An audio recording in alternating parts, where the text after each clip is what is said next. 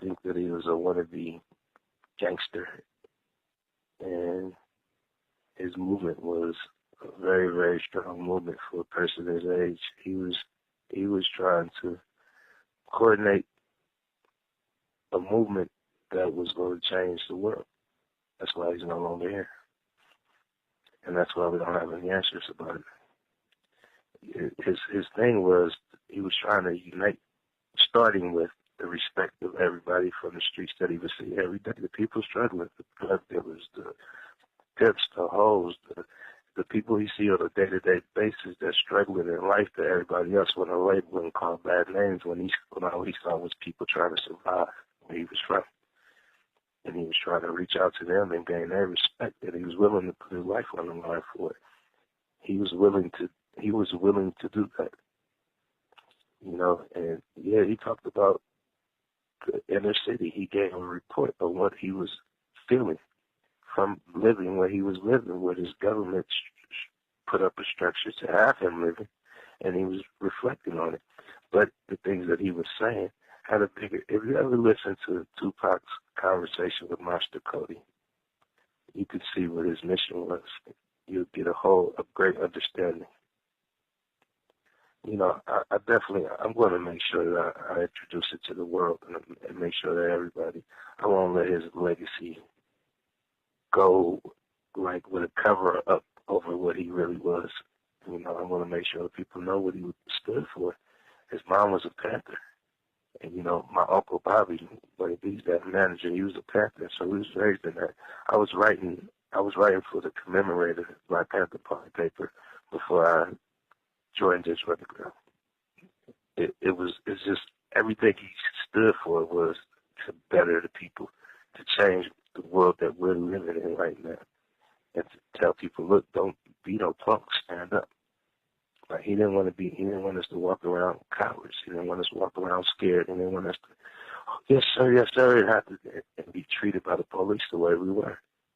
He wanted to give us a backbone. He wanted to say, look, we are people. We can stand up. We don't have to do this. And he wanted a team of soldiers that can go in and start changing up the community.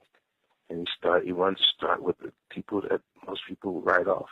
But he wanted the drug dealers. He wanted them because those are the people that was going to make a change. He knew if he gave them a little something, then they'll be willing to give a little something back. And when he made that connection with them, he wanted to make that connection. He wanted to make the connection with the streets. That's why you have Thug Life. He wanted that connection because that's what he wanted. He wanted soldiers. He was prepared for war. But he was a killer in this old heartless individual that ran around and harming people. Pac was very, very prolific. And I love the way Feeney raised him and laced his boots to Black Panthers and all that mixed up in one. Actor / everything. Pac had a message in his music. So go buy some of his music and get a box of Q-tips and listen to what Pac was trying to say. And that's coming from Rapper Forte.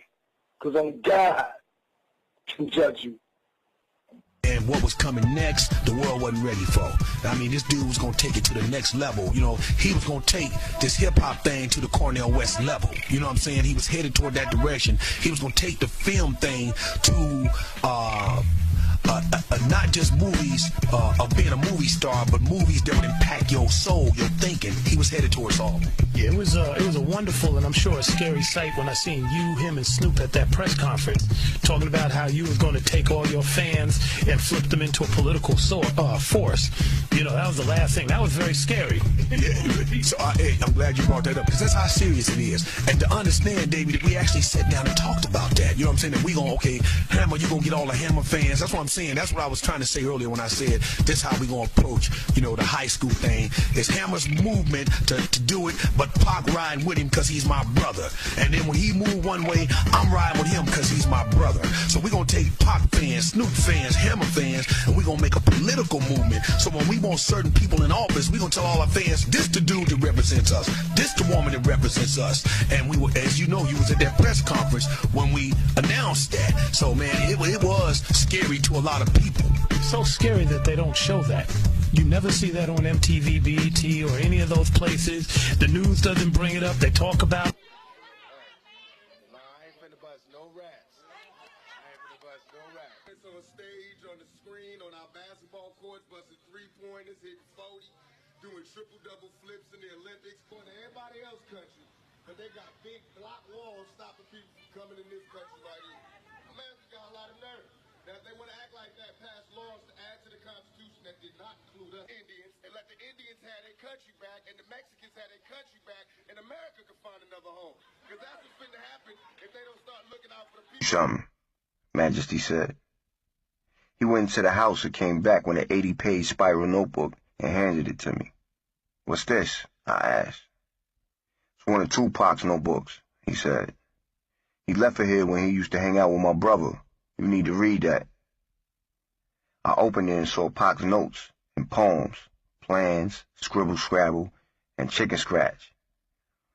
It was amazing to have Tupac's notebook in my hands.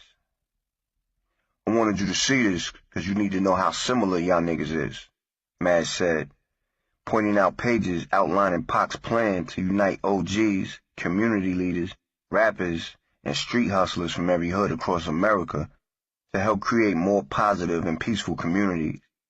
He had it all mapped out. Reading his notebook gave me a newfound respect for Tupac. I knew about Pac's Black Panther and activist upbringing, but now I got a glimpse of the real him. Tupac envisioned similar plans for everything that I used to talk to E-Moneybags and Majesty about, but his plan was more precise and made more sense. When I was done reading, I was at a loss for words. And I want to get this organization started with you. Only we could do it. Let me tell you the idea. Right. It's like where we start like this youth league, right? Right. Like football league, basketball, football.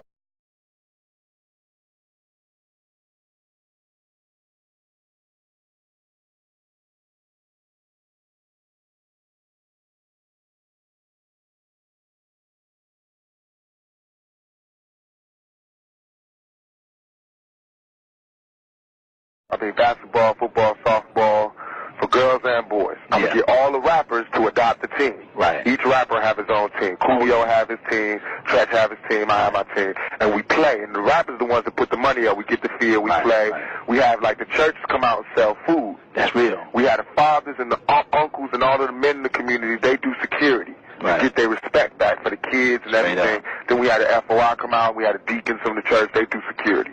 And we just play football, baseball. Get that community spirit going again. I'm with it. Then on the weekends, we have block parties. All right. And every rapper got to get up. Every rapper, nigga, if you got a record out, you got to get up for us. You got to come to a free show for the hood. That's real. And it's like a little tour. So we do that. And we get all the communities back together. And I'm talking to Al Sharpton about this, some other motherfuckers with some power. And then when we do that, we register the voters. And if we can register them for Democrats, Republican, or Independent. Yeah. Once we register the voters, we have power. Then we start going up to the mayors of these cities and telling them, look, we got this many voters in this city. We want you to do this. We want a community center. We start hitting up Nike for the free clothes, the computer stores for the free computers for each community center. And if they don't, then shit, that's how many people we have in those cities we can regulate. You know what I mean? If we telling the mayor, nigga, if you don't do this, then we ain't going to do this. Yeah. If we telling them we can clean up the streets, I'm going to have all these tough-ass, supposed to be gangster rappers. We're going to all get in the van. We're going to travel. L.A. got to be the last place because it's going to be hardest. But we can do New Jersey, all of that. We're going to drive to all these drug areas, right? Yeah. Imagine me, Redman, Tretch, Ice Cube, them type of niggas getting out, going up to the whoever's the main drug dealer on that block. Who runs shit? If we get out of a van, be like, what's up, nigga? How y'all doing? What's up? Yo, who the nigga that runs shit? They going to take us to that nigga. We invite those niggas to dinner. Invite them niggas to some Jean Perignon, steak and lobster, and be like, look, player, we asking you, not telling you, we asking you as a player to a player, can you please give us a pass to have these streets clean from 6 p.m. to 11 p.m., 6 a.m. to 11 p.m. Yeah. Let that be for the kids. Let the niggas be safe during those times. No gunshots, no drug dealers. From 11 p.m. to 6 a.m., y'all can have the streets back. But let us get the streets from these times. Then we can get these politicians. I talked to Al Sharpton. He said he can get the police to like chill out, or those nighttime patrols if niggas can get the streets clean from 6 to 11. A lot of people that didn't understand the genius that he was and thought of him as dumb in a lot of ways, or maybe ignorant, a little too violent. Why do you think that that's the case? I would say that Tupac was probably the smartest artist that I've met in terms of the full range, in terms of politics, you know, personal relationships, and, you know, scholastically, what have you, just reading. But I also feel like to some degree he dumbed down to sort of let his audience know in some ways that he was relatable. And not to say that his audience was dumb, but he was putting on a facade to relate to them in a better way, you know what I mean, with the whole death row persona and all that. Yeah. And then he was probably 3 to 4 months away from turning all that around. And it's sort of what KRS did with his first album. He had the Uzis on the cover, and then the very next album he became the teacher. So Pac was about to do that, turn around and say, okay, now that I've got the demographic that needs the help the most, I'm going to turn around and teach them certain things. Yeah. And I think that, unfortunately, it was just cut short. But he had so much in the pipeline that people don't know about. I mean, he was so well read. He would read each book 2-3 times in a row and ask a bunch of people questions about the book, so he really learned it, you know.